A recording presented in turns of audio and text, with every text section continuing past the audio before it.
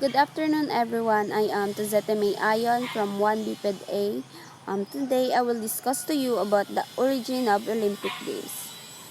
The first recorded Olympic Games was in 776 BC, held at the foot of Mount Olympia in ancient Greece. The Games were held every 4 years. So, ang Olympic na name is nagmula sa lugar ng Olympia kung saan ginanap ang unang paligsahan. So, um, ito po yung Mount Olympia. The first Olympic Games were held every 4 years in honor of the god Zeus. So, ginaganap nila yung palaro every 4 years para bigyan ng parangal or pugay ang kanilang Diyos na si Zeus. The games were also religious festival that held in honor of Zeus, the king of the gods. There were no gold, silver, and bronze medals. Winners were given a wreath of leaves and heroes welcome back home. So, ito po yung binibigay sa mananalo if mananalo sila sa palaro. Next is Coroebus of Elis. Was a Greek cook, baker, and athlete from Elis. He is remembered as the winner of the first recorded Olympics, which consisted of a single foot race known as the Stade or Stadion. Si Coroebus po siya po yung unang nanalo sa Olympic. Siya po ay nagluluto lang. Pero sumali po siya sa palarong Stade or Stadion. Ito po yung palaro na napanalunan niya. It is considered only one event dati called the Stade 192-yard foot race. Only male citizen could complete and watch the games. Women were not allowed to observe and participate as athletes except for the priestess Demeter, who would observe the games. Women caught observing the Olympic Games were taken to Mount Tempalon and thrown to their death. Noong Olympic Games is bawal po sumali yung mga kababaihan dahil ang paniniwala nila ang mga kababaihan ay para lang mag-alaga sa kanilang anak at maglinis at magluto sa kanilang bahay.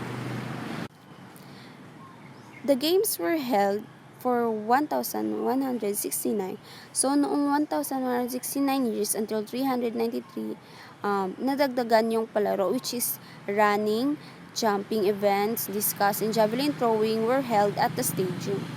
Next, horseback and chariot races were done in the hippodrome or the race course. So, ito po yung hippodrome. An open space in the front of the altar of Zeus was the arena for boxing and wrestling.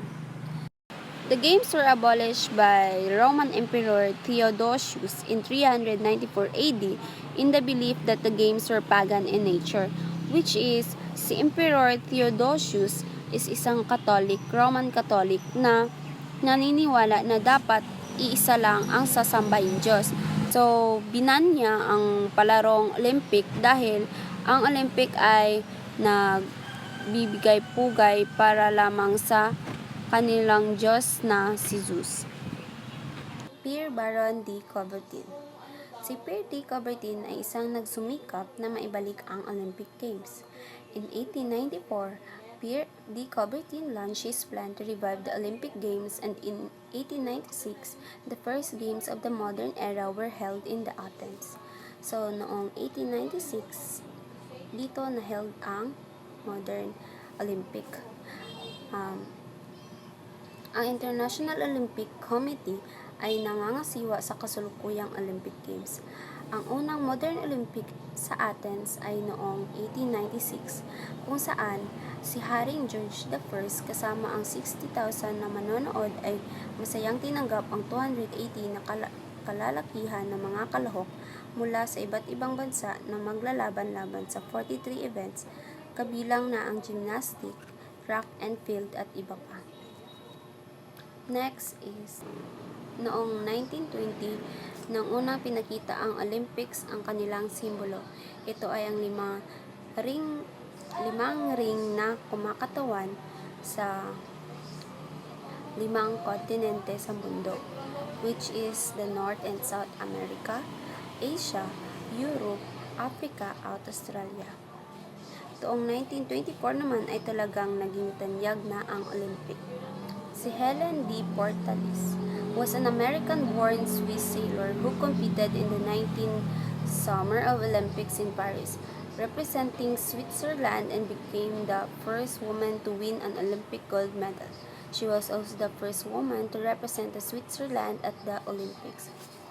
At sa unang pagkakataon ay pinayagan na makilahok ang mga kababaihan. Sa paglipas ng panahon, dumarami na ang mga kalahok sa Olympics. At noong 2004 ay muling naibalik sa Athens ang dinaluhan ng 11,000 na athletes mula sa iba't ibang bansa at pagbabalik sa kasaysayan sa paglalaro sa unang lugar kung saan ginanap ang Olympic Games.